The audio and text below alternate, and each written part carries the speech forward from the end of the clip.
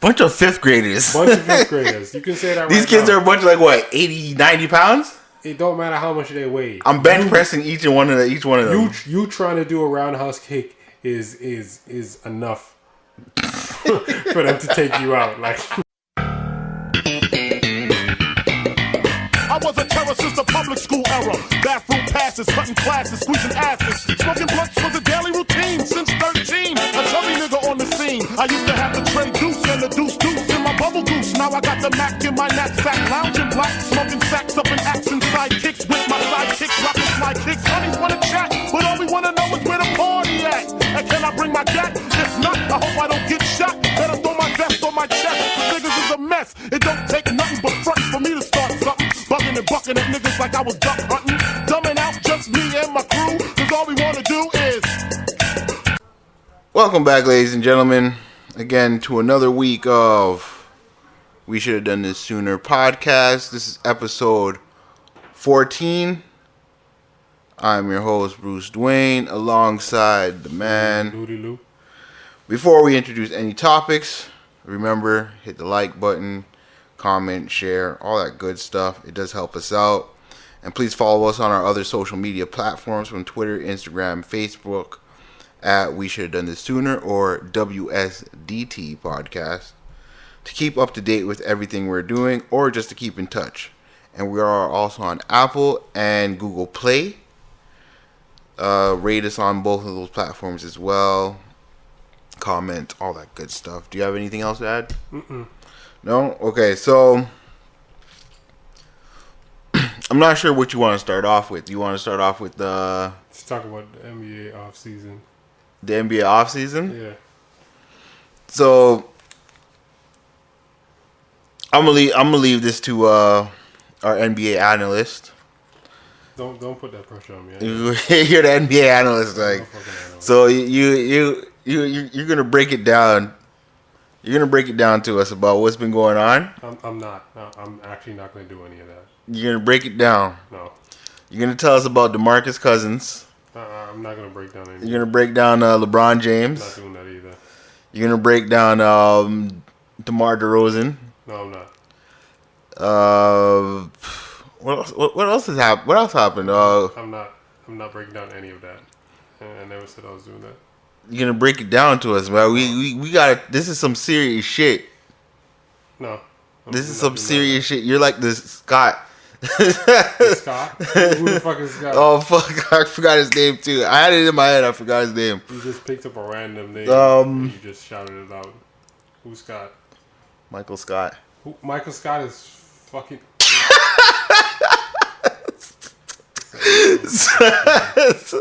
So you're gonna break it down to us. Shit. I think I'm too loud. So.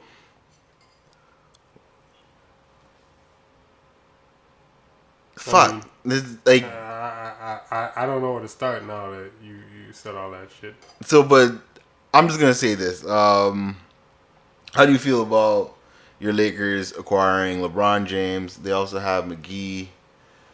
I think they picked up Lance, Rondo, most recently Michael fucking Beasley.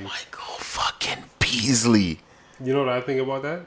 That's a great pickup. I don't care what anyone says. Michael Beasley is a great pickup. He was so underrated last year. That's 81-1, baby. That's what I'm looking at. We're looking at a championship next season. Book it. In Golden State. I'm not gonna lie. I was stone cold hard against the Lakers doing anything next year. But once I heard Michael Beasley got picked up, my mind changed. I mean, you got nothing but Hall of Famers on that team. Future Hall of Famers, like. In fact, no. This is for sure the best team LeBron's ever played with. So, with that being said, they have a sophomore player and their point guard. Do you think he's gonna do well this season alongside with LeBron James? It don't matter what Lonzo do. I mean, whether he perform or not, because we got Rondo. So that's all I care about. Rondo's a playmaker. But most likely Rondo's gonna come off the bench.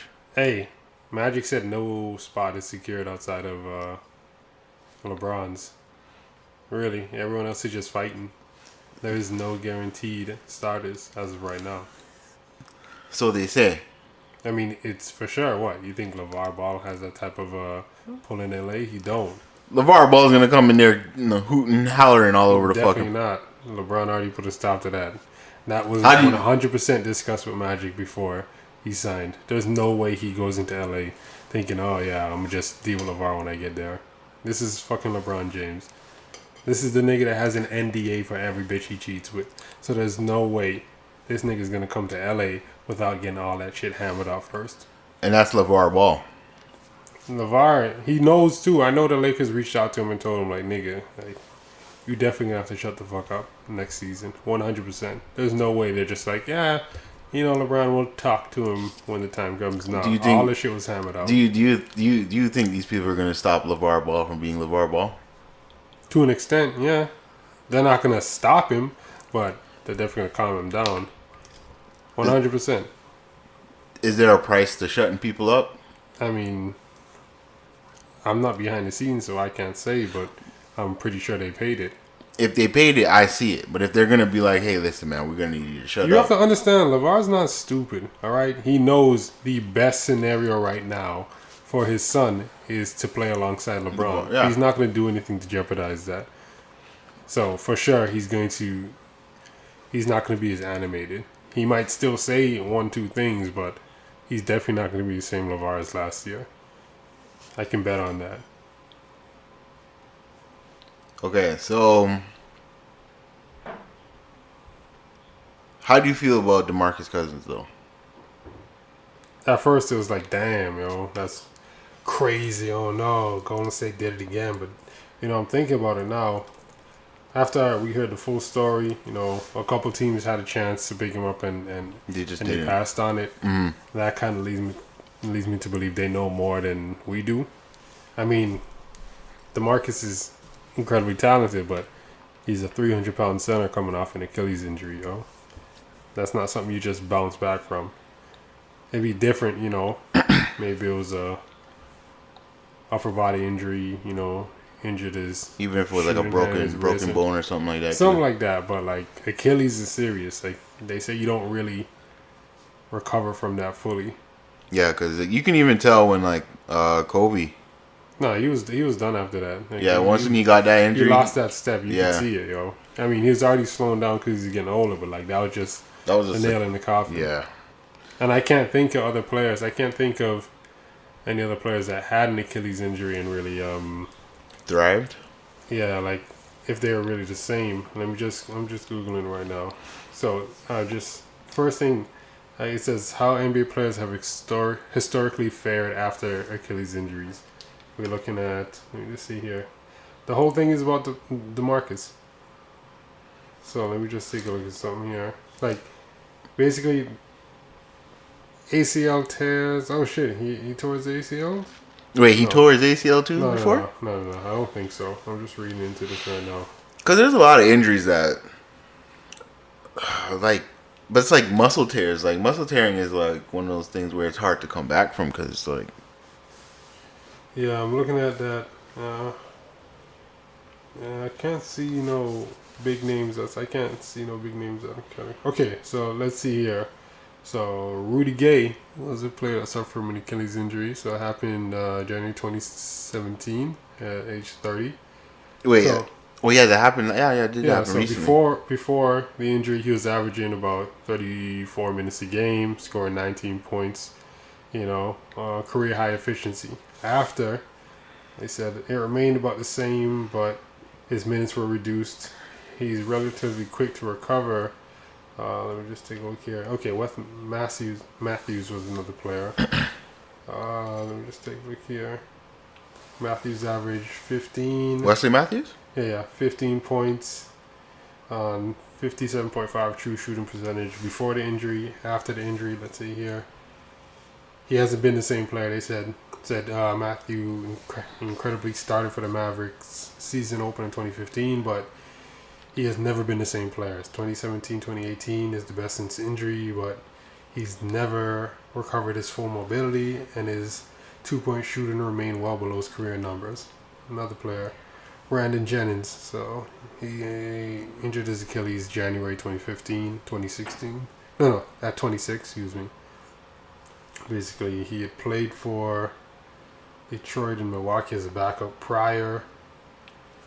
Okay, may have been headed out the league anyway. And they're just like, nah, he was trash before the injury anyways.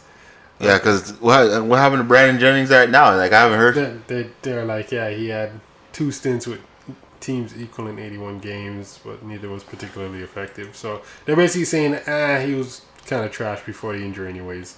So it really didn't really matter anyway. Like, so Achilles like, injury or not. It kind of like didn't make sense bringing him up for his numbers would have still been the same. It doesn't really matter. What? Okay, let me see this. Kobe got injured in 2013, as we know, at 34. You're probably like, 34. This nigga's already on his way out. But Yeah. they say he was still pretty dominant. He was averaging 27 points a game on 46% shooting that season. And after that, let me just take a look here. He was averaging about 19 points on 37% shooting. This is just a little bit before retiring. I mean, it slowed him down for sure. Anderson Varejao, let me just take a look here.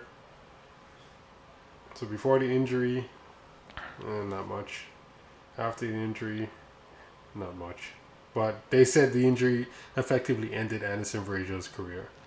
Okay. Yeah. So, I mean, he wasn't known as a big scorer or anything like that. But he was a good defender. I give him that. I mean, he was a good role player, but they're saying basically after the injury, that was it. We got Chauncey Billups. Let me just take a look here. So, before the injury, he was averaging about 15 points a game, though it was only about 36% shooting from the field. After the injury, he played only 41 games over the next 2 seasons, and then he retired. Okay, so with that being said, so DeMarcus, would that mean he would be coming off the bench? I don't see him starting then. Like, not right away. I mean, they have until January before he comes back. So... And who would be their backup point guard now? What do you mean? I mean, not point guard, center. They still have, what's his name? Zaza. They still have him. Oh, yeah. Zaza's trash, though. I mean, but he gets the job done. I mean, it's not about... Golden State's never... Yeah, they really didn't need center, center, yeah. Just need someone to pick up the boards, if anything like that. DeMarcus, on paper, sounds terrifying, especially if we're talking about pre-injury DeMarcus. Like, that's not fair, but we're going to see what a 300-pound player coming off an Achilles injury looks like. I'll be shocked if this guy comes back dominant as fuck as a center, because that team basically, if that happen, basically what's going to end up happening is that they're going to be like, okay, DeMarcus, do you want to stay? And he's going to be like, sure. It's the best scenario for him because he doesn't have to exert himself too much. I mean, he really just has to stay in the front court, grab rebounds, and get those lob passes. Yeah, and if he's open on the 3, then that's exactly. Like, he basically just has to find his way open. He just got to set himself up in the post, and Curry or KD or Dre or we'll just find him. We'll find him. Like, yeah, damn, you got 4 niggas that can pass to you. Like, 4 niggas that they can set you up whenever they need to. So, as if he plays right, then he should be okay. It's not like he's gonna be forced to take over games or anything when he's in Golden State. And almost every player now who's starting has to be double team, except for like what's his name? Dre. Dre's the only nigga double team because Dre can't create his own shot like that. But everyone else, Clay, Kevin, Steph, if they start heating up, you might gotta send the next man on them, and then that's where DeMarcus is open. But we'll see. This may not work. Yeah, to be honest, I don't think we ever seen something like this before. No, not this stacked. This is like ridiculous. It's basically an all-star team. So we have the Golden State. I know a lot of people were upset about the Raptors letting go of DeMar DeRozan. Yeah. But even I was kind of like, wow. But at the same time, I kind of understand the business side of it because it's like he wasn't producing in the playoffs. Well, was it conference? What do you mean? Eastern Conference? Yeah. I mean, I kind of understand you're probably looking at blowing the team up if, things fail. But you already know that Bron is out of the East. So why would you make this move on a nigga who's already expressed he's hell bent on going to LA? I don't know if it's gonna be the Lakers or Clippers, but why would you give up, your franchise player, a nigga who's basically made it known he's dedicated to the team and the city, for a nigga who's straight up said, I don't want to play in Toronto. And then for a guy who probably just doesn't want to play for almost any team out there that's not really winning. Because I look at it, he doesn't even want to play for Spurs. Like, I mean, it's not about he just doesn't want to play for the Spurs. That's it. He wants to go to LA. He wants to go to LA. That's all this nigga has expressed to us, and somehow he has been saying that, or nigga, you ain't been following. Yeah, he's straight up said, I want to play in LA. Like, that's where he wants to go. We don't know where in LA. I don't like.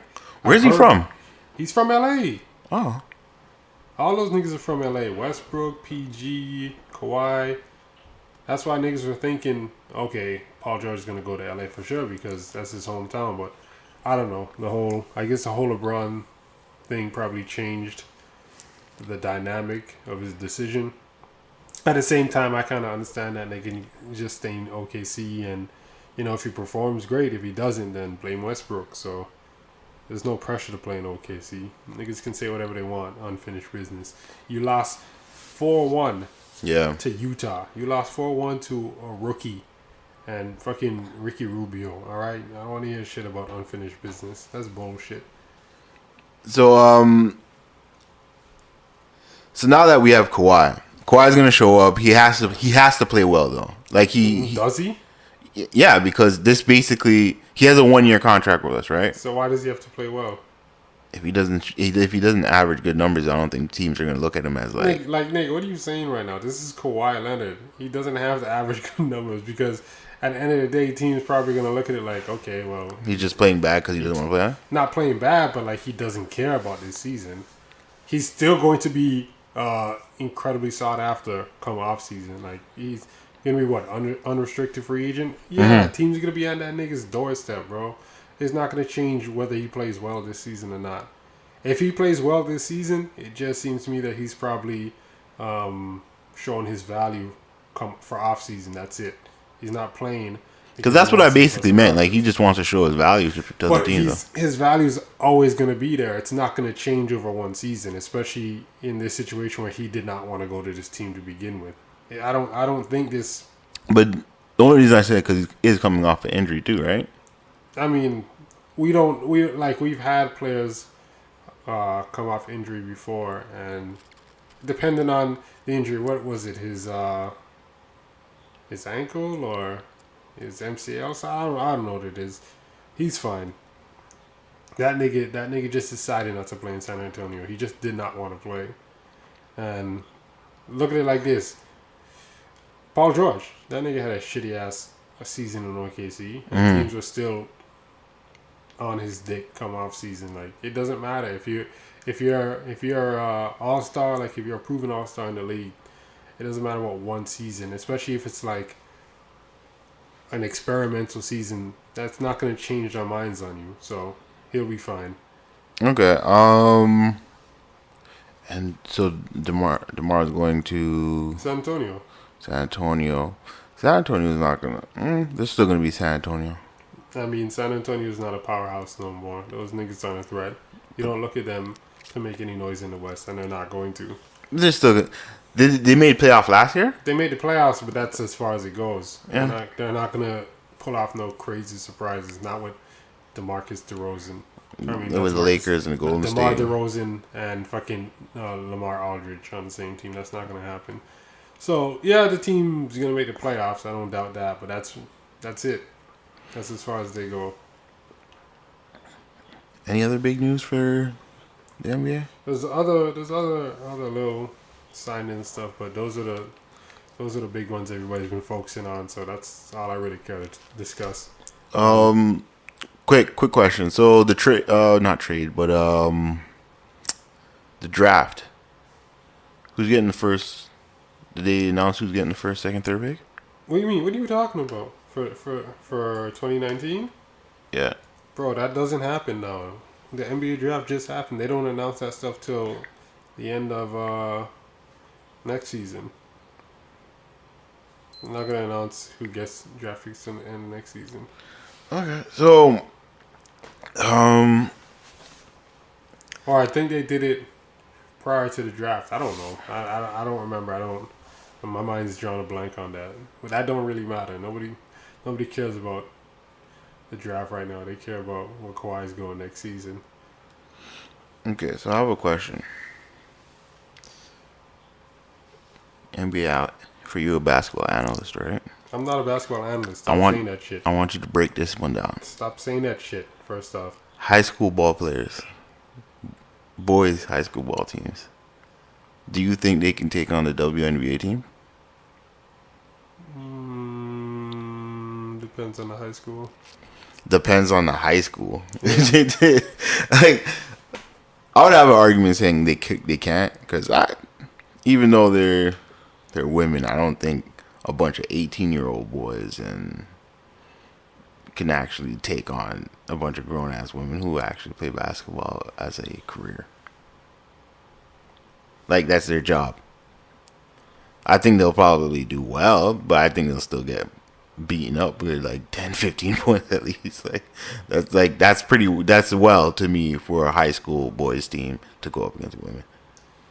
I don't know, man. I mean, most of the niggas that go to high school, they all the stars are usually one and dones in college, so they're not really that much older than the kids that play in high school. Are probably like a year older, probably the same age, and they just turn 19 in the summer when they get drafted or some shit like that.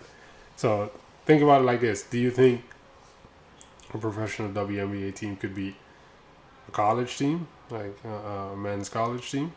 Let's say like Kentucky back in the day when they had like Anthony Davis, DeMarcus Cousins, Eric Bledsoe, Patrick Patterson. Do you think WNBA team could beat those niggas?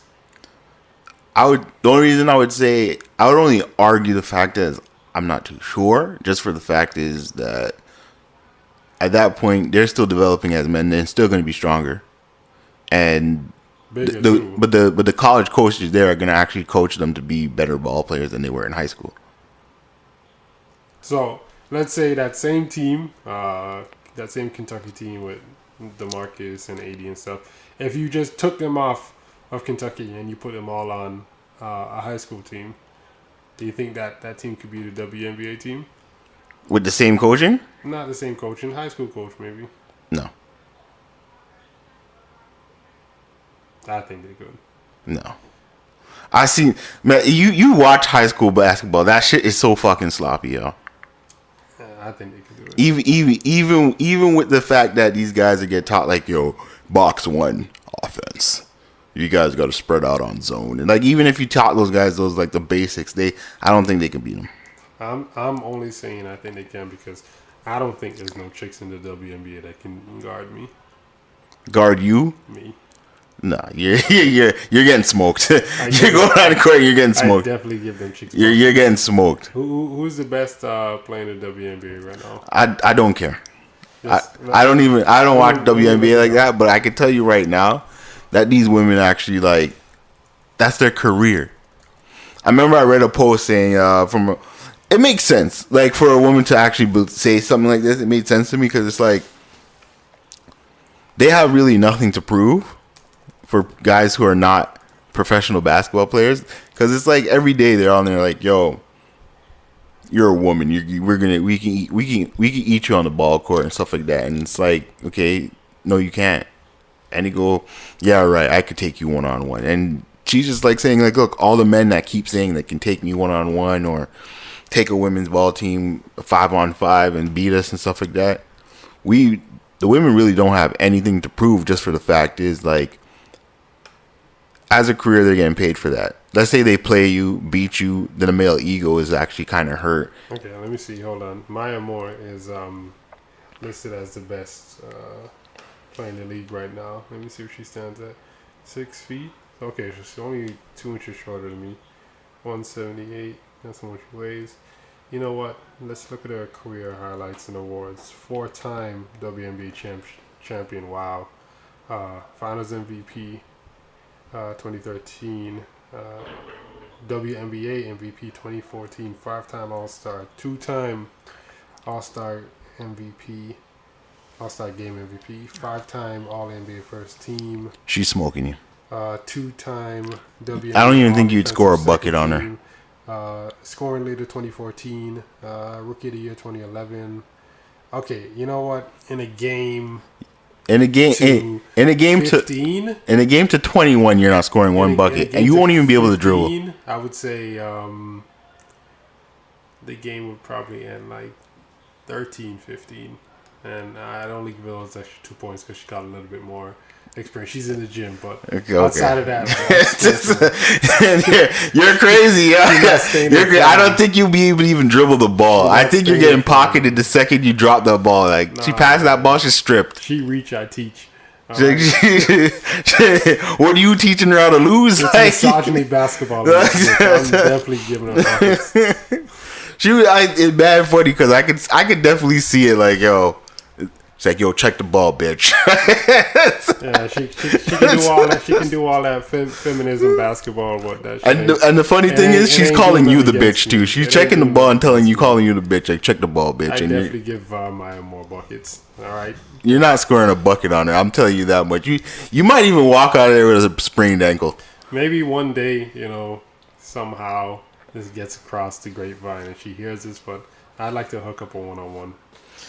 But as I was saying, these women don't think they have nothing to prove with you guys. Because if they do play you, unless I'm not saying you personally, but majority of males, they have pride. Like they're egotistical. So if she's actually beating these guys, eventually these guys are gonna get upset and try to injure her. Oh, she's only a year older than me. Oh yeah, I definitely give her buckets and smoke her. Yeah. So as I said, no male is facing that woman. Smoke. Like. What do you want? Step back, take to the right. When's the last time you shot a basketball? When was the last time I shot a basketball? I don't. That's a long time ago. If you can't even remember it, you can't. When's the last time? Okay. So yeah, forget shooting a basketball. When's the last time you dribbled the ball? Well, last time I dribbled. Same time I shot a basketball. What's with the third degree, nigga? So right now you're not looking too good. We just saw Mahmoud Abdul-Rauf, at 50 years old, hit the game with it in the Big Three. You never forget it. The talent never goes. But away. he probably plays basketball a lot more than you in the last month before the Big Three. I mean, Mahmoud can get these buckets too. Let's keep it a brick. All right. I mean, that nigga's 50. I'm giving him compliments. You versus Smush Parker. You versus Smush Parker. Oh. Smush is getting put into the ground.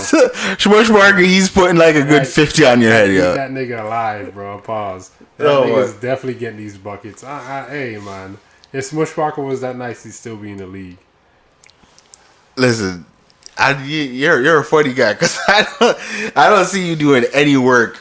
One against a WNBA player. Oh yeah, more. I let alone Smush Parker at the age of 50. I'd give her a hot 13, and then I'd let her get the last two. So I let her win the game just so I can get a little date after, because women be mad when you beat them at stuff. So I got. She's not dating you. She can take me to brunch. She's not dating no misogynistic male. We can discuss how I can help improve. She's not dating no misogynistic male after a basketball game she beats you with. Hey, just because you can't grab rim doesn't mean you can speak on my talent. Listen, all I could do is grab the bottom of the mesh, and that's fine with me. That's sad.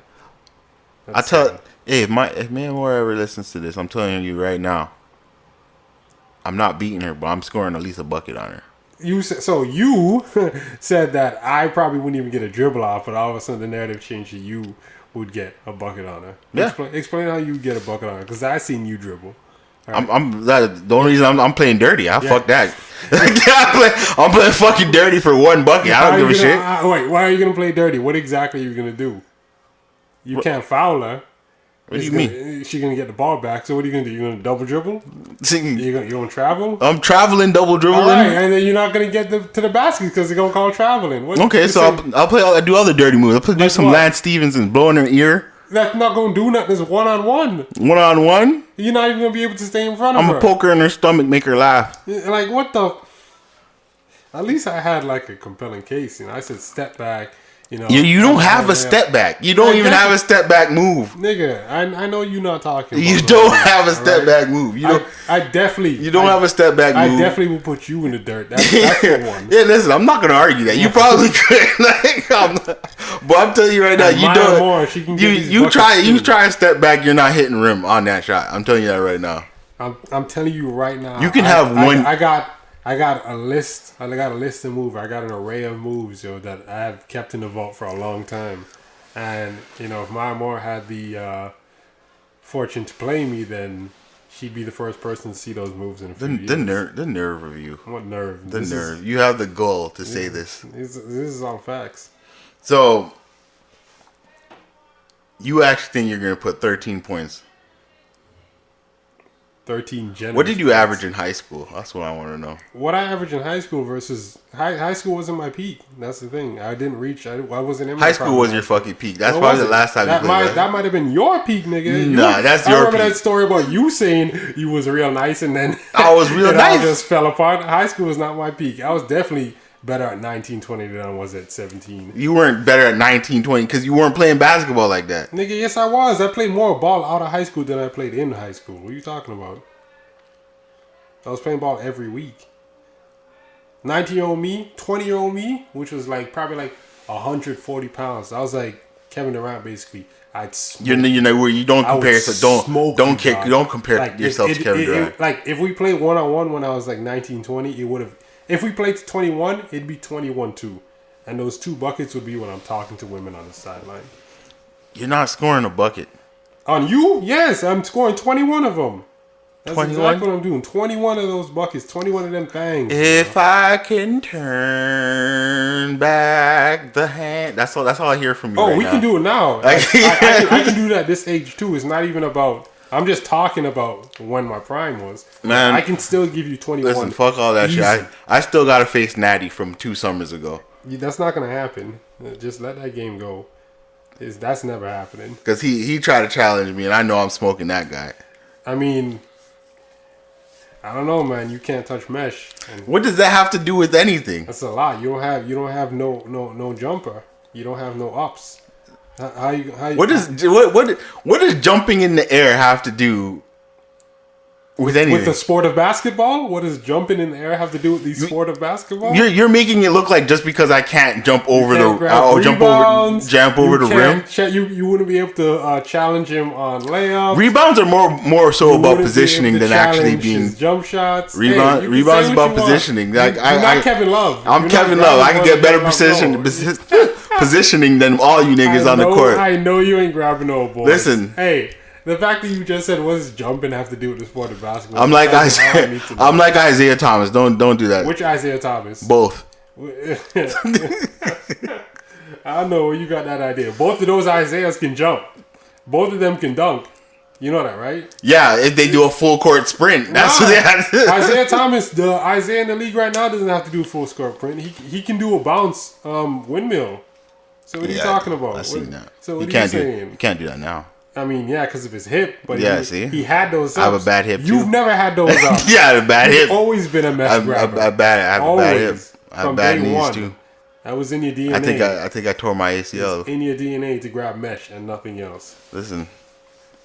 Stop your shit. So, right. You actually believe that high school kids could beat a WNBA team? Nah, I'm bullshitting. I just seen that. I seen a tweet about that. And I said, fuck it, why not ask it? I mean, there was a point in time when niggas were saying that the Kentucky team, I don't know if it was AD, DeMarcus One, could beat the Toronto Raptors. You remember that? Yeah. And niggas were seriously debating that on ESPN. So, for me to say that's on ESPN, that's nigga. They're talking about that shit on live TV. They're talking about that shit on sports networks. Could this college team beat the Toronto Raptors? That was the NBA team they used. And what year was that? I have to look back at it, but I mean, anybody with sense was like, "Are you niggas retarded?" But there are people actually entertaining that idea. The thing is, I think the only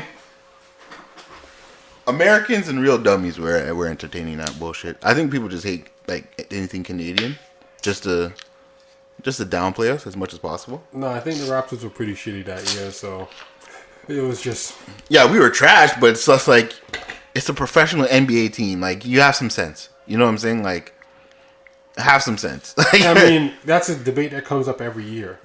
Every year there's one college team that somebody likes to bring that narrative back. Can this team beat an NBA team? And it's always no, but niggas are going to bring it up because it's ratings, bro. So that's where it comes from.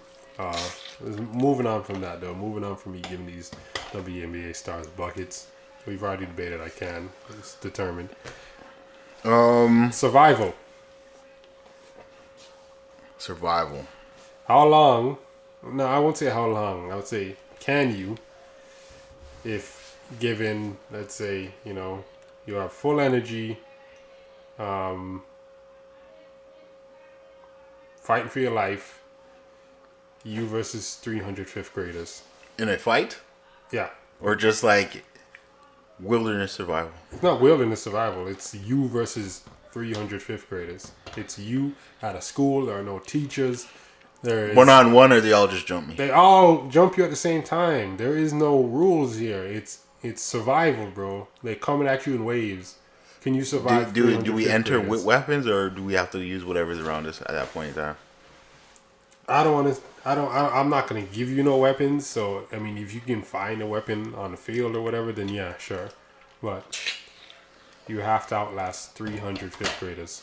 I'm roundhouse kicking all 300 of those kids. You're not doing that, first off, because I know your legs can't stretch high enough to do no roundhouse kick. So fifth graders? You try a roundhouse kick, the first thing you can do is one of them is going to grab your leg, and that's it. When you're on the ground, good night. Bunch of fifth graders. You can say that These kids are a bunch of like, what, 80, 90 pounds? It don't matter how much they weigh. I'm bench pressing each one of them. You trying to do a roundhouse kick is enough for them to take you out. Like, you might take yourself out on that roundhouse. You might. I'm kicking these kids in their chest, yo. You might tear your MCL trying that roundhouse. Might blow out a hip trying to do that shit. Yeah, you fuck with that shit if you want. I'm taking out all 300 of those kids, yo. What's the strategy? And don't say roundhouse kick, because I know for a fact you try roundhouse kick, that's it. That's the end of you. There's no more pod. I'm grabbing the smallest one and swinging him around in a circle to knock everybody down. Okay, but that kind of stuff only works in movies. That's not. That doesn't real life work. All right, because obviously you have that amount of kids surrounding you. They're smart enough to process. Okay, he can't hit us all at the same time. They really just have to rush you if you're trying that. It's not gonna work. So, what is your strategy? Fifth graders are fragile. That's all. No, bro. You keep saying that. I'm telling you. If you see 300 of them little motherfuckers. I watched enough kung fu movies to isolate each one. You don't have like anywhere near the range to even attempt. I would say attempt a smidgen of the shit they do in kung fu movies. So let's not even. Hey, you just admitted to not being able to grab mesh. Don't try to lie to me now and say you're gonna be doing some kung fu. Okay, so just because I can't grab mesh doesn't mean I can't fight. You can hardly jump. What does that have to do with fighting? What's the correlation? Give me the correlation of fighting and jumping. Hey, you might have to jump to avoid some of these kids. You might might have to reach high ground. You're deflecting. Bro. What's the correlation of fighting and jumping? It just shows you're not athletic, and athletic niggas don't usually last long. So jumping means you're athletic. Yeah, I mean it does. If a nigga can jump really high or really far, there's an Olympic sport for that, right? But what does that have to do with fighting? Non-athletic niggas can't really fight that long. I don't see it. Remember, it's more than just, okay, it's me. You know, the jumping is not only about stamina, bro. Stamina. Do you have the stamina see? That's a different argument. Jumping has stamina and jumping is two different things. I mean, you just bringing up that mesh stuff is kind of like disappointing to me, so I'm just going to bring it up whatever I can. That's to you. I mean, that's just a scapegoat joke that you're just gonna run with. So I'll give it to you. But at the same time, being athletic, jumping has nothing to do with fighting. And on top of that, fifth graders are what? Between 90, 110 pounds on average. 91 what? 90 and 110. Hey man, you never know. You might run into a brolic fifth grader that's like 130. Okay, Eats but all his beans. Then what? I'm knocking his ass out. Let's say these waves. Let's say in these waves. I have almost 100 pounds on all these kids. We have 300 fifth graders. We have, what waves are they being sent in? We'll say waves of 20. So let's do. Oh, waves of 20. I can definitely outlast at least 4 or 5 waves until I'm just like tired enough to like. Okay, hold on. Think of a different strategy. So that's 15 waves. 300 divided by 20 is 15. So that's 15 waves of kids, and I can last. What you're telling me? I can last at least half those waves. But you don't. You didn't tell me how. What's the strategy? I don't need a strategy to fight fifth graders. Strategy, bro. I'm telling you right now. People always do this. People think, okay, they're smaller than me. So what's your strategy? I'll tell you my strategy is, first, you have to basically make sure that you're not cornered. You have to make sure that you have an opening at all times. So, if you can, you said on a field. It's. I mean, it's a school. It's a school. You're in their territory. You're in the school. So in the school or outside of school. And you can use any part that you want. You can be whooping their ass in the staircase. You can be in the gym. You can be on the field. You can be in the teachers' lounge. It don't matter. Okay.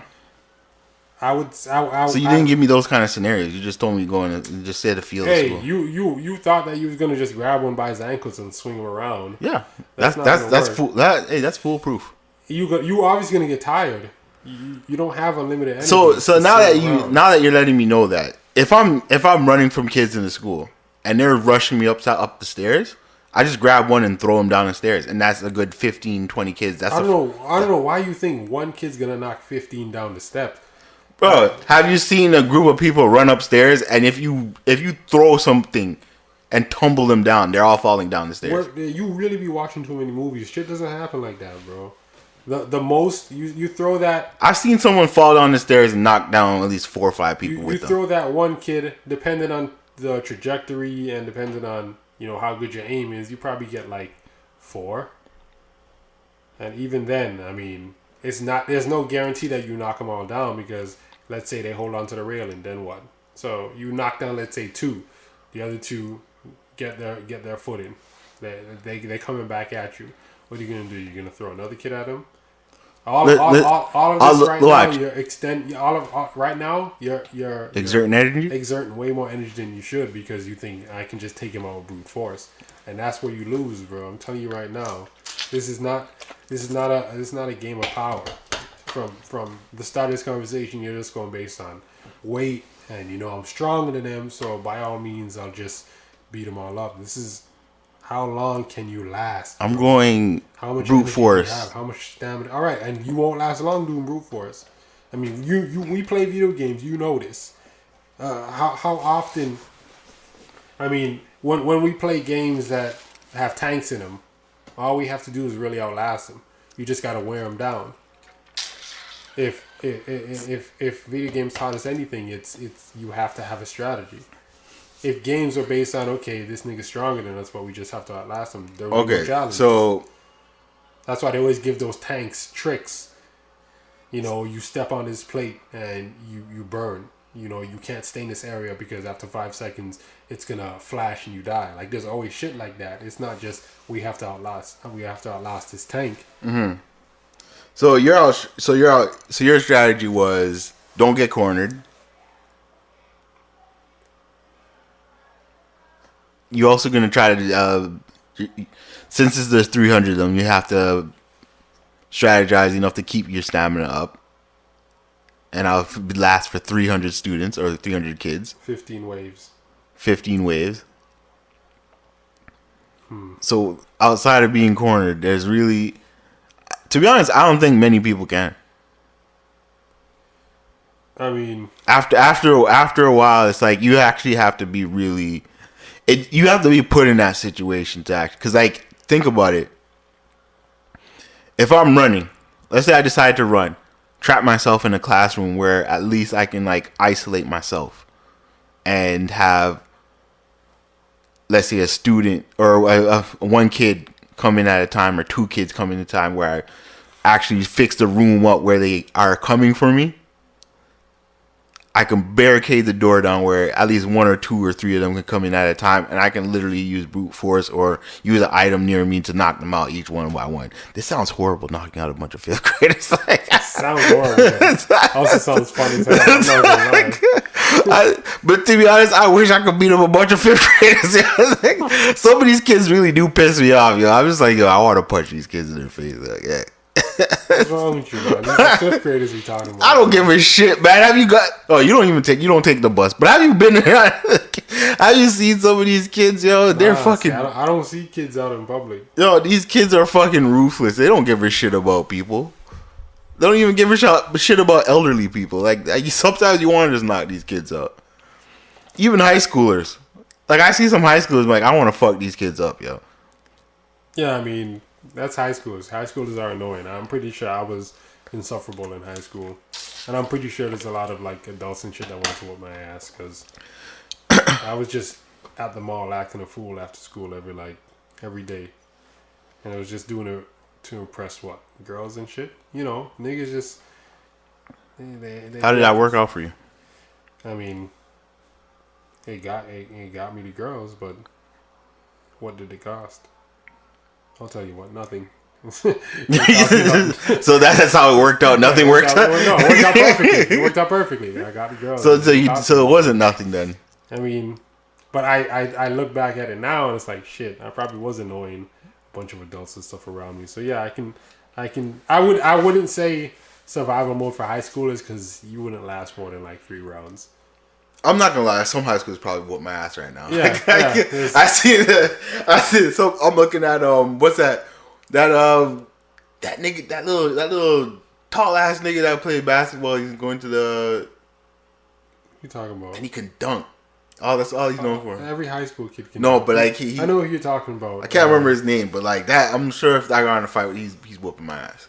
I don't care if he's 17. He's whooping my ass. I'll be like, oh shit. But I'm fighting though. I'm gonna put up a good fight. If I take that L, I'll take that L. Okay, so all right. I want to just forget strategies and stuff. Just if you could. So given all the information I gave you, you know, you have a whole school. You can use weapons that you find and stuff. You know, you can use the entire school as your area of combat. How many waves of 5th graders do you think you could last? We got 15 in total. 20 apiece.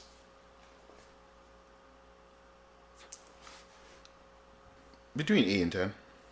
8 to 10. 8 to 10 waves? Okay. That's fair. 8 to 10. I say 12. I mean, I've been working out. And, you know, I think with the strength training and the stamina that I exert in the gym, it's not going to be as hard taking out kids because as opposed to, let's say, high school kids, most of them kids can go down after like 1 or 2 hits. Depending on, you know, if you can choke them out, you can knock him out, you can kick him in the chest. You're not choking nobody out. Oh, they'll choke out. No, you're not choking like a group of like if your group came out, you're not choking. You won't have the time to choke anybody out. Well, let's say, look at your scenario. You said you barricade yourself in a classroom, only allow like 2 to get in. If I'm choking out one and I'm kicking the shit out of the other one, then I'll be fine. Okay, so that's okay. Remember, you have an array of, you know, options in regards to defending yourself. So yeah, I think I kick most of them. I think that's how you preserve stamina, and that's how you efficiently take out as much 5th graders as possible using your feet. No. Yeah, because your feet are stronger than your lower body's stronger than your upper body. At the same time, majority of your stamina is going to come from your lower body. You know that, right? No. You'll be fine if you kick in, because you don't have to exert as much strength if you are to kick a kid in the chest versus punch them in the chest. It's not as much. It's not as much energy being used, and you know you can use knees. You know you can go on back on these kids. I'm telling you, man. I'd say 12 waves is when I'd probably burn out, and then the last 3 would just whoop. They'd whoop the shit out of me. That's about 60 kids. Yeah, they just beat the shit out of me. But I would last at least 12 waves. if I was doing it with a partner, so if it was survival and I had like somebody else backing me, then The whole 15 getting cleaning knocked the out. whole 15. I was like, if it whole was me 15 solo, I probably. But the 15, like that's easy. That whole 15 ways is just it's gonna look like a war zone. It's gonna be a bunch of kids just on the field knocked out. I wouldn't even. I would. To be honest, if you had a partner, it'd be a lot easier. Like it's not even like. Sorry to say it, but those kids are getting fucked up. Those kids. I'm beating those kids like stick death on new grounds. Yeah. Those kids are getting fucked. Like, I'm not gonna front. Like I dead ass. If I had a partner, I'd let them kids surround me, and then I just like have my partner hold me up and I like bicycle kick all of them in a circle. Like I do some. That's when I can get my fucking action on because. You have I just take a kid and just throw him at my friend. It's just like, and he just kicks them. Like, I'm gonna be trying to do some like synchronized ass whooping shit with my partner for sure. Nah, yeah, that's just. So I'm definitely 100%. Oh my gosh. Yeah, so I don't want to talk about this too long because it's gonna again become very violent and graphic after a while. How graphic you trying to get, bro? No, I'm not beating these kids. I'm beating the shit out of them. 300 students they're coming to kill me. What's wrong with you? I never said they was coming to kill you. No, fifth graders they don't play. I never said they was coming to kill you. I just said you have to. Listen, they're just whooping your ass. I have little cousins. Okay, I have little cousins. After one of them get hurt. Have you remember that little vine of that little short little black kid? That little nigga is the least of your worries out of the 300. That nigga's not doing anything. I'm telling you right now. Those niggas are the least threatening. I'm telling you that right now. Those niggas. No, oh my god. No, but have you seen? But if it was a wave of 300 of that kid, I would run through that whole 15, yo. No fucking problem. No problem. But have you heard one of these little kids? These kids probably might take it seriously and they're trying to kill you. I mean, they are taking it serious in terms of whooping your ass, but killing you is a different story. They'll think these kids. All right, if we were doing it like survival for your life. Wait, hold on. Another question: is it just 300 boys or girls on top of that? I mean, take your pick. Whichever one you feel works out best. It does not really matter. If it's 300 boys and it's 300 boys. No, I mean 300 boys and girls, like a mix, or just 300 boys. That's what I'm saying. If it doesn't matter, it does not matter. I don't know. I don't know if I can hit a little fifth grader girl. I probably most likely get. I never had that in mind when I was thinking 300. I was only thinking males. Yeah. Because I'm not gonna really attack no females. So yeah, let's just say 300 males, 300 fifth grade males, 100%. If they just trying to whoop my ass, I think I'll last 12 waves. If they're trying to kill me, I'm going the whole 15. I'm not gonna die at the end of no fifth graders. Okay, so yeah. So going from there, I think you're explaining to me about a movie called The Gambler. Yeah. Right, and you're telling me about fuck you money. And can you explain that? What fuck you money is? Yeah, what fuck you money is. So it's basically, an amount of money that you have that allows you to do what you want in life. And if you watch The Gambler, then you remember that scene where old boy was explaining it to Mark Wahlberg. It's money that you have that's yours. You don't owe nobody. You don't answer to nobody because of this money. You can wake up in the morning. Let's say you have a job. You go to work. Your boss pisses you off. Fuck you. I quit. You're good.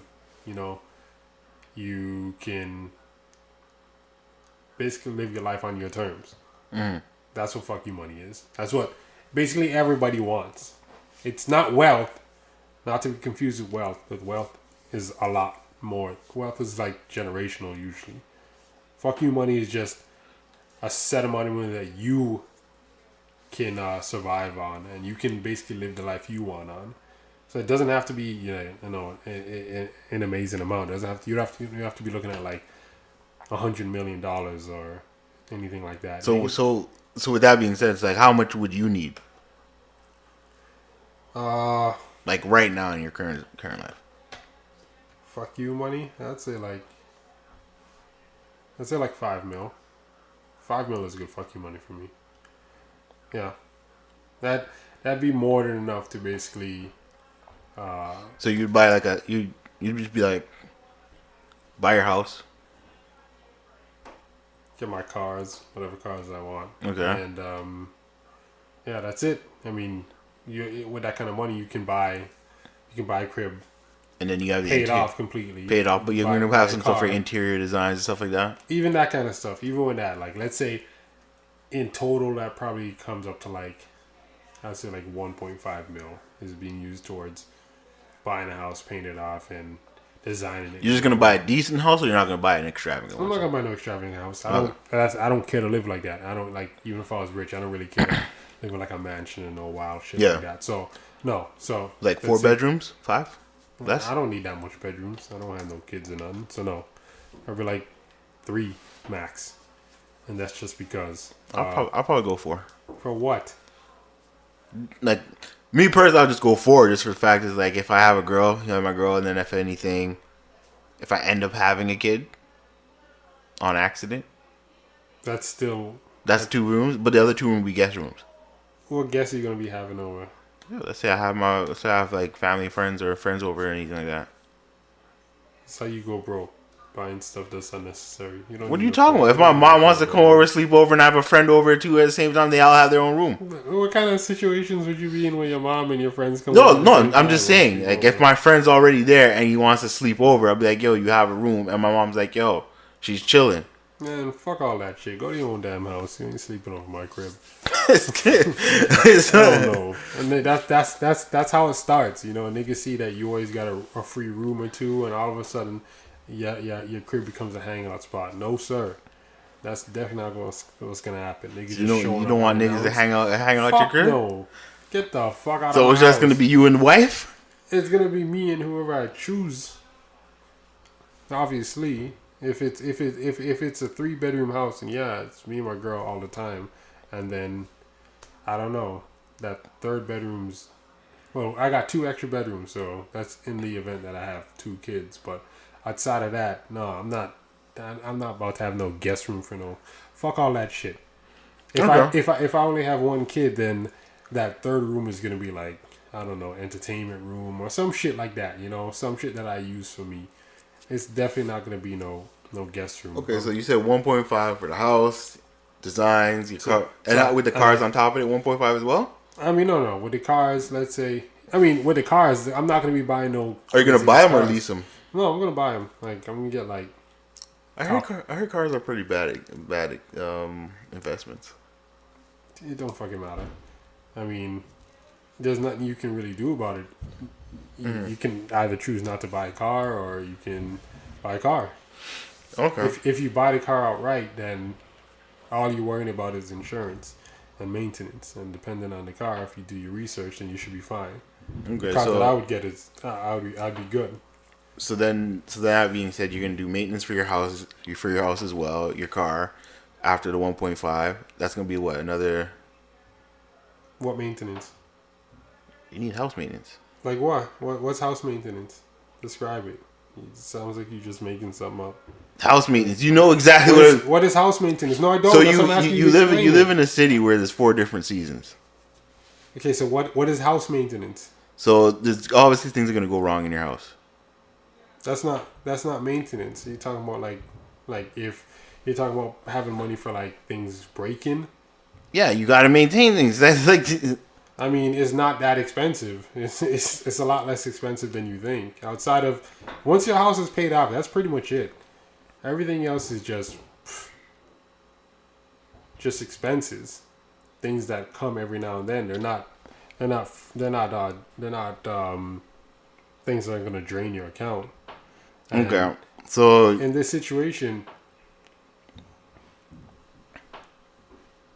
I can't see after I pay the house off and everything's on how I want. I can't see that much more expenses coming out of that house. Everything else is basically utilities. That's it. And then that's gonna last you like what, a couple of years? What do you mean a couple of years? I mean, like not a couple of years, but years. Like just to not work or do anything like that, or are you gonna find another job in the meantime? It depends on the life you live after that. I mean, I don't. Because I'm just going off the scenario, just saying like fuck you money, like your job, your boss pisses you off, you're like yo fuck you, and you already have your house now, you have your cars, you have all that stuff, so it's like you have like you said 5 mil would be Based on the description, like let's say with the house, let's say I buy the car I want and everything. That's probably like, to be honest, at that point in time I spent, let's say probably like 1.6, 1.7 mil. I still have at least, I still have over 3 mil, and that's just money that's sitting. I'll be fine. okay. I'll be fine. Like I'm not gonna be spending that money on no extravagant shit. I'll go on trips and stuff like that. But outside of that, that money just sitting, gaining interest. So you're gonna be traveling too in the meantime as well, right? Yeah, I'll Okay. go a few places. I won't go places like every month, but I'll go somewhere like every 3 months. You don't have any hobbies or anything like that? Anything to do on the side? Video games, that's my hobby.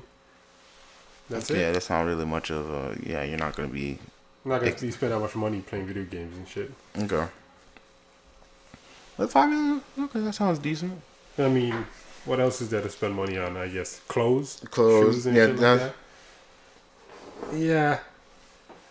Like, It's- because I'm thinking like if I had that kind of money, like just to fuck you money, it's like okay, what I'm doing. So what amount is fuck you money to you? I never thought too hard about that. It's just like maybe about 5, maybe 10. I want to go overboard and get 10. Because I know I'll probably buy a lot more than I need. Again, as you said, like I'd have extra bedrooms. I'd probably have like a gaming room where most likely I'd buy a lot of games are expensive. I know for a fact I'm probably spending like a couple thousand a month on games. Okay, so let me just take a look here. So here's a Not a couple thousand, a couple hundred, not bad. I'm reading this from an article at time.com. So it says, to drop an F-bomb on an employer sounds like a luxury, but it might not be the long shot it seems. So it says, to get a ballpark estimate of the money you need, multiply the annual expense of maintaining your preferred lifestyle by the number of years you're likely to live. So it says, on the long side, so your later years you won't be marred by poverty. So example, if you want to storm out of your office at 40 years old, and plan on living another 50 years, so until 90, with about 60,000 annual walking around money. That's just money that you do whatever you want with it. Every year? Yeah, 60,000 annual. The arithmetic indicates you'll need at least 3 mil. That's a lot of money, but it's not that much. So if you have $3 million on you, and your house is paid off and all that stuff, and you at this point in time you just want to live how you live, with $60,000 is a lot of money to spend. Yeah. Don't let. So then like 10. millionaires So fool so you then and shit. so Yeah, then 10 million. 10 10 is million more would than be. enough. That's more than enough. That's enough for your kids and your grandkids to say fuck you if they play it right. From now to like I say I want to at least live to like at least 80. Yeah, so in that case, 10 million is not gonna be, unless you spend it on stupid shit. You should be fine. Yeah. Like I'm sorry, but I hear a lot of stories about people who get like crazy amounts of money, even through the lottery and shit, and they end up losing it, and it doesn't make sense to me. And Like, maybe I remember that story from like last year or the year before. Some dumbass chick won a buku bucks of money just to get her boyfriend out of jail. Oh yeah, I remember that. Lost all the money. Not lost all the money, but he got her boyfriend out of jail. Spent like almost half of it, and then he went back to jail so she can get him out again. So, yeah, I'm looking into it right now. Hold on. So like, I think that was a story. Like, she was stupid. So the woman won 188 mil, and she spent 12 million bailing her boyfriend out of jail. And he went back, right? And let me just take a look here. For the third time, this is 2016. So she ended up spending basically 21 mil to get that nigga out of jail. I mean, when you think about it, she got 188, so spending 21 out of that 188. It's still stupid. Like it is stupid. It's stupid by our standards, of course. It's stupid because we're on the outside looking in, but I don't know. I guess that's what you call love. She's doing what she got to do for her man. I can't hate. I mean, she's not broke. There's no story of her like having zero money at this point in time. She still has over 100 mil. Well, it depends because in the US they tax like half of it. Yeah. But still, I would assume she still has more than like 50 mil on her, so she should be good. She'll be fine. Like she has fuck you money times like 100 times 100. So she's fine. So with that being said, you're set on 5 mil. Yeah, I think that's enough. And you're not gonna buy a lot. You're gonna get what? Your house, your car, probably a nice house, couple cars. I probably wouldn't get more than 2 cars, to be honest. And then that's it. That's it. Travel, eat good food, games. Buy clothes. Are you gonna have people to work for you or no? You're just gonna do everything yourself. Work for me now. Like you won't have like a gardener or a house cleaner or anything like that. No, I can do all that stuff myself. Okay. At the same time, it's easy to talk about this now when you don't have the money, but then when you do get the money, things start looking more appealing. Mm-hmm. Like it's true, more money, more problems. When you don't have money, you think about all I need to survive is this, and this, and I'll be fine. But then when you do get money, things become more enticing. So you start looking at stuff like, okay, wow, I can afford this. And it's not going to affect me if I were to buy right now. So, would you give money to anybody? No, like who? Like family? If I win the lottery or if I came into a large amount of money, I think I'll break my family off for like a certain amount. Like I would say, you know what? I would say like depending on the family member, because I give like 50K to maybe 100K depending on who needs it. But that's it. That's it. I'm not going overboard. I'm not about to go broke as a family. Yeah. That's kind of wild to hear, like when people win the lottery and then you got like people just coming out the woodworks. I have no family. After that, I have no family. I don't care. I'm telling everybody, like, yo, like, I was like, literally, if I wasn't in the same house with you in the last 5 years, I don't think you're getting a dime from me. like, or if you're not even that close to even my mother, then I don't even think. I'm not even think that like twice about that. Because that's what everyone's gonna start doing. They're gonna call you for money all the time. It's like, yo, Lou, do you have extra 100,000 for me? Like, it's like, nah, man, I don't have extra 100,000 for you. Like, all right, let's say you came into a large amount of money overnight. Would you stay where you are right now, or would you like move? I'd move. Where'd you move to? Not going to the States. I still stay in Canada, but I'll probably go a little up north. Like where? I'm thinking of like a good place. Actually, yeah, I might just move to Guam. I might just stay here. Yeah. Ain't nothing to do out here. But like, again, I'd have a car. Like I can go anywhere with that. No, I mean, I have a car, and there's still not much to do. Like a lot of times, you just don't feel like driving. It's less about being able to get to somewhere. It's more about, do you actually want to take the time to go there? So, no, I wouldn't live in Vaughan. Cause I'm thinking like, I don't really know where outside of going like what west. I'm not gonna go any further east than what. I think the farthest east I'd move to is Quebec.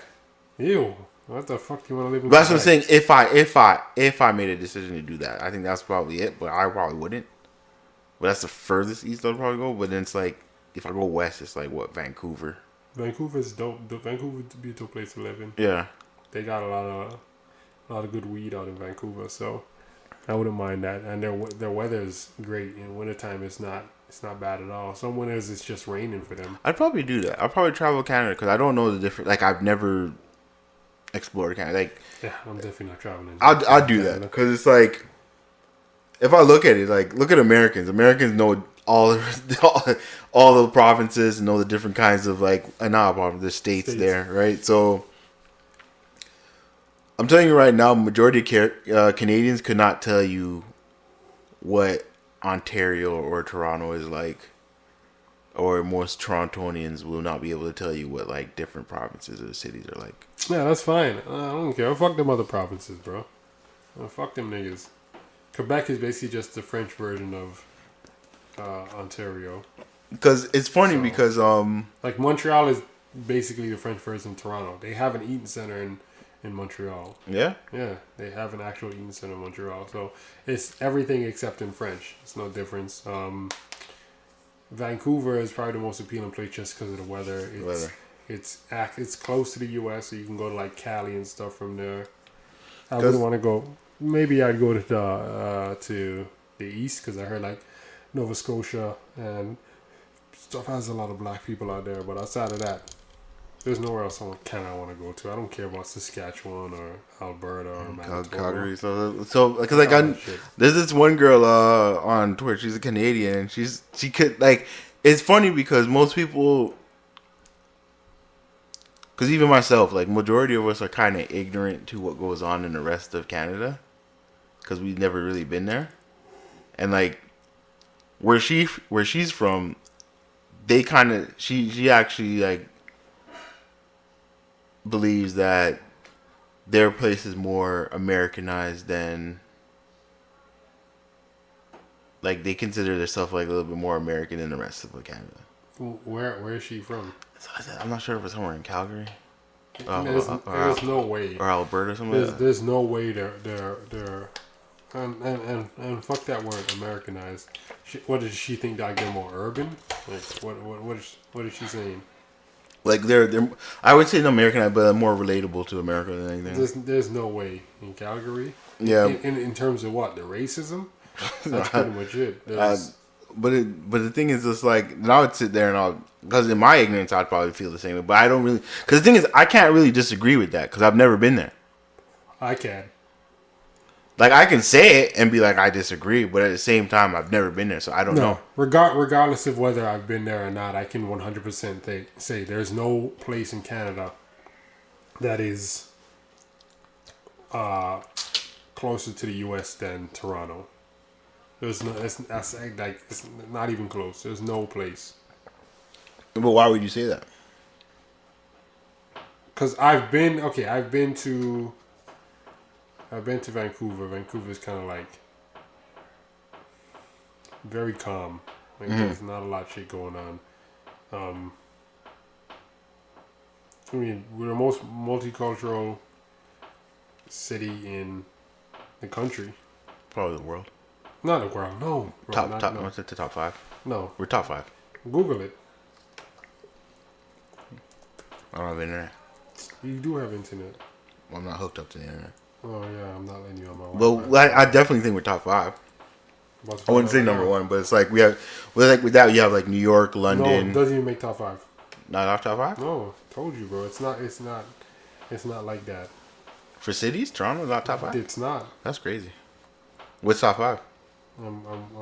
It's pulling up right now. Because there's like what? Well, top 10, they have London, Los Angeles, Paris, New York, yeah. San Francisco, Sao Paulo, Singapore. Yeah, Toronto's not even in the top 10. For multicultural? Yeah, it's not. Oh, that's crazy. I didn't know that. Sao Paulo, Singapore, Sydney. All right, Toronto is in top 10. It's the 10th. It's the last. It's the last? Yeah. Okay, top 10. It's not top 5. Okay, so... So there's definitely no place in Canada that's closer to U.S. and more multicultural than Toronto. That's been established right there with that. So if you're going anywhere, you have to understand that you're going further away from that. You're going to be going to a place that's more isolated. Like, I know in Vancouver there's not a lot. I didn't see a lot of black people when I went. It may have been the area I was in, but you're gonna have to get used to stuff like that. Like, you're not gonna see as much of your people depending on where you go. Okay. Well, I'm gonna wrap this up because we've been at this for a long time. So, again, thank y'all for tuning in, ladies and gentlemen. We should have done this sooner podcast. Don't forget to comment, share, like, and all that good stuff for us. Apple, we're on there. iTunes, whatever you call it. Podcast. And Google Play. Check us on there too. I actually would love for you guys to check us on there because I don't think we're really getting a lot of plays on there. On Google Play, I can't even check Google that. Play, I checked. I don't think we're getting a lot of plays on there. I think most likely we might get more on Apple than Google Play. 100%. But yeah, do all that good stuff for us. Thank y'all again. We're out. Salute. Peace.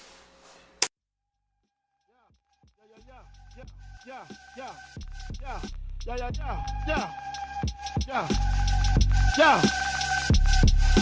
I make your mouthpiece obese like Della Reese. When I release, you lose teeth like little C's. Nigga, please, blood floods your dungarees. And that's just the half of my warpath. Laugh now, cry later. I rhyme greater than the average player hater. And spectators buy my CD twice. They see me in the street, they be like, yo, he nice. But that's on the low dough. Be them cats with no dough try to play me at my show. I pull out 4 folds and go up in their clothes. Short change niggas, snort cane niggas. Extortion came quicker. Bought the range nigga, it still tickle me. I used to be as strong as Ripple B. The little C's cripple me. Now I play hard like my girl's nipples be. The game sour like a pickle bee. Y'all know the rules. Move from BK to New Jerusalem. Think about all the planes we flew. Bitches we ran through. Now the year's new. I lay my game flat. I want my spot back. Take 2. Motherfuckers mad cause I blew. Niggas envy us. Too many niggas on my dick. Shit strenuous. When my men bust, you just move with such stamina. Slugs missed ya. I ain't mad at ya. Blood rushing, concussions ain't nothing. Catch cases come out frontin', smoking something, sipping white Russian, bitch in the Benz bumping.